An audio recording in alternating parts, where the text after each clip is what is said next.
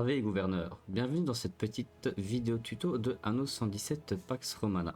Alors avant de vous montrer les tutos sur l'île, je voudrais quand même vous faire rappeler que lorsque vous lancez une partie en infini, vous pourrez jouer avec la difficulté de l'île.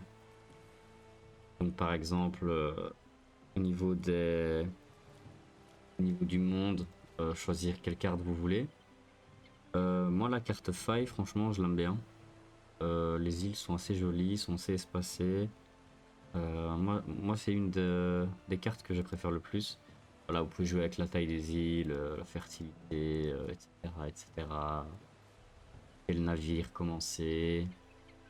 Ce qui est bien, enfin moi ce que je recommande, c'est que vous désactivez l'île de départ. Comme ça vous apparaissez sur la carte. Et là par contre vous choisissez vous, carte révélée ou non. Par facilité, moi je la révèle parce que au moins c'est plus rapide. Mais si vous avez envie de vous laisser le suspense et de vouloir découvrir, bah voilà, vous mettez ça en mode ouverte.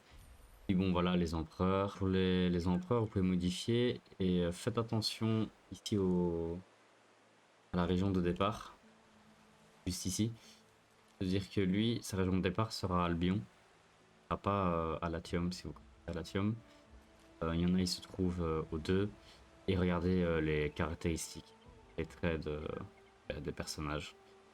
Par exemple, vous voyez bien qu'en termes de guerre, c'est pas celle qui va se développer le plus, mais par contre, sur son île, ça ira vite. Et bon, elle est quand même 3 étoiles, mais donc en termes de progression, donc elle va vite débloquer, elle va vite tout débloquer, mais c'est pas celle qui vous fera la guerre. Tandis que lui, beaucoup plus. Elle, c'est un peu équilibré. Alors lui, je vous le conseille pas hein, si vous débutez sur le jeu. Si vous avez un niveau avancé, là par contre n'hésitez pas forcément. Ensuite, on va maintenant se trouver sur l'île pour le début du tuto. Alors voilà, une fois que vous avez fait vos réglages et que vous atterrissez sur la carte, maintenant ce que vous allez devoir faire c'est choisir votre île. Donc si dans vos réglages vous avez révélé la carte, bah voilà, et, allez d'île en île et regardez les ressources qu'elle vous donne. Je dirais les plus intéressantes au début, c'est celle-là.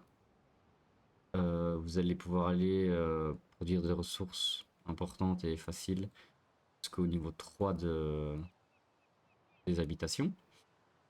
Par contre, si vous avez pas révélé la carte et que vous vous retrouvez du coup dans une brume, donc vous serez à peu près à ce niveau-là. Donc là, vous devez imaginer une brume hein, qui est ici au-dessus, au niveau de mon curseur. Du coup, l'aide, c'est que justement vous vous inclinez vers le bas votre caméra et que vous regardez le haut de l'île.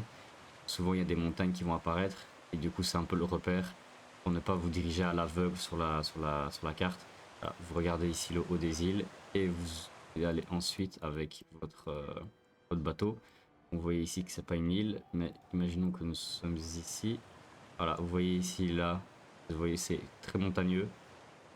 La brume est vraiment très haute, hein, donc il va falloir vraiment regarder, vraiment bien incliné vers le bas.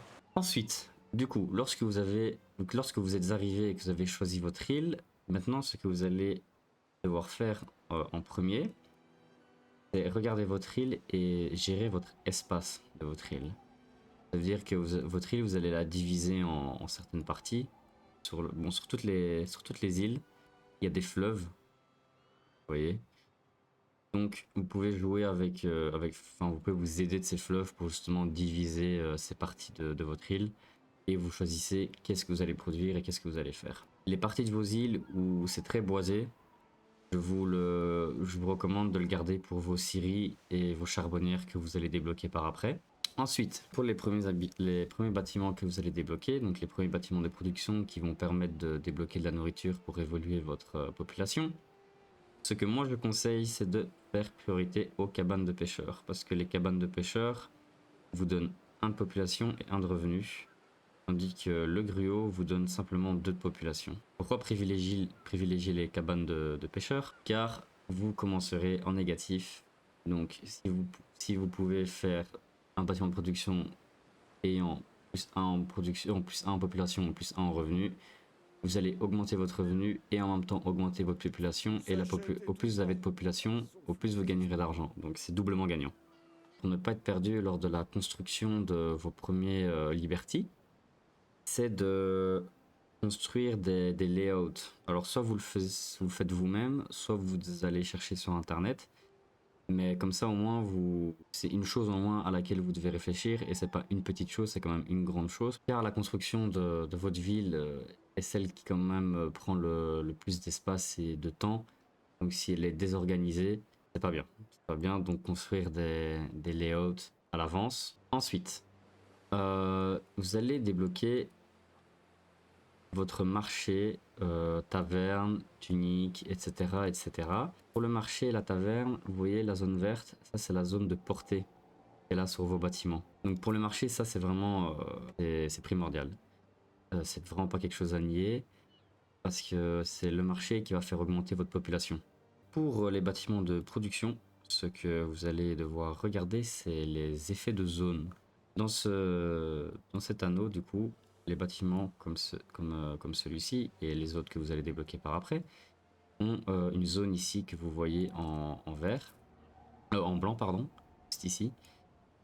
Et cette zone aura comme effet sur les habitations de faire gagner plus 1 de revenus. Donc déjà le bâtiment en lui-même, donc l'atelier de filage en lui-même vous fait gagner 2 de revenus par habitant.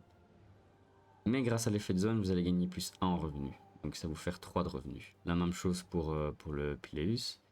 Mais vous verrez que dans vos bâtiments de production d'amélioration niveau 2, là ça va être différent parce qu'il y aura des bâtiments qui vous donneront des effets négatifs. Comme le bâtiment de production produisant du savon, par exemple, ça augmentera votre sécurité anti-incendie. Mais ça, on le verra dans la prochaine vidéo sur les tutos pour les améliorations niveau 2. Ensuite, dernière petite astuce, ce sera le commerce. Donc le commerce, déjà, ça peut se faire via votre île à vous. Si vous produisez trop de bois, vous allez sur votre bois, vous faites vendre, vous mettez un stock minimum, et du coup vendre au-dessus de ce stock minimum si vous êtes en surplus de production de la marchandise. Ou bien lorsque vous allez découvrir cette partie de là de votre carte et ici, donc Diana et Valeria, vous allez vous diriger sur le phare et vous allez livrer ce qui est demandé lors de la quête. Ici il demande 18 tonnes de sardines. Vous prenez votre bateau amiral, faites menu transfert, prenez vos 18 tonnes de sardines, vous acceptez le contrat et vous vous dirigez vers le phare. Et vous allez gagner 1880. Voilà, merci à tous pour avoir regardé ces petites vidéos astuces pour bien débuter sur Anno 117 Pax Romana. Le début est assez simple. Pour les vidéos qui arriveront par après, ce sera un peu plus difficile. Parce que du coup, il y aura la colonisation des îles qui rentreront en jeu, la diplomatie, etc. etc. Donc c'est vraiment un tout petit tuto parce que vraiment le début du jeu est vraiment pas compliqué. Hein. Donc vous faites vos pré-réglages pour choisir vous-même la difficulté et ce que vous voulez vous mettre comme difficulté. Après vous choisissez votre île. Bon, je vous ai expliqué comment on fait si vous avez révélé ou pas la carte. Puis votre gestion d'espace, directement, hop, vous regardez votre île, ok, comme ça, là c'est comme ça, là c'est comme ça, ici il y a beaucoup de bois. Voilà, vous prédivisez votre île, vous faites une image en tête. C'est pas grave si ça ne le respecte pas, mais au moins vous le faites au début. Ensuite, vous choisissez votre layout pour plus ou moins voir un peu l'espace qu'aura votre début de ville. Ensuite, vous débloquez vos premiers bâtiments, donc vous privilégiez certains bâtiments qu'à d'autres. Comme moi j'ai dit au début, le poisson c'est très bien. Une fois que vous avez plus évolué votre ville, faites le gruau pour gagner beaucoup plus de main d'œuvre par après, car vous en aurez besoin pour vos ateliers de filage et ferme de champs. Une fois que vous allez du coup faites tout ça, vous regardez bien si votre marché, taverne, etc. ont la portée nécessaire dans votre ville. Mais si vous avez préfet des layouts, ça l'aura d'office. Et la même chose pour vos ateliers de filage et bâtiments de production. Regardez bien votre effet de zone, que ça ait bien une portée sur le maximum de vos maisons. Et puis, pour finir, vous faites vos commerces pour gagner beaucoup plus d'argent. Vous allez vite arriver en négatif au début. Si vous négligez le commerce, vous allez même être sûrement en négatif. En tout cas, si vous voulez jouer vite, vous allez d'office être en négatif. Parce que là, moi maintenant, si là je peux débloquer les maisons, mais ça on le verra dans une autre vidéo. On va débloquer des bâtiments qui sont plus chers. Par exemple, les bâtiments là de Vigile et de Custodia, ça va coûter beaucoup plus cher. Vous allez d'office être négatif.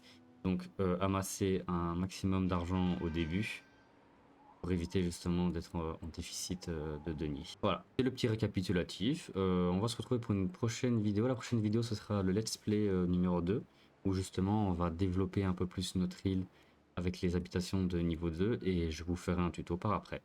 Merci à tous d'avoir regardé cette vidéo et à la prochaine!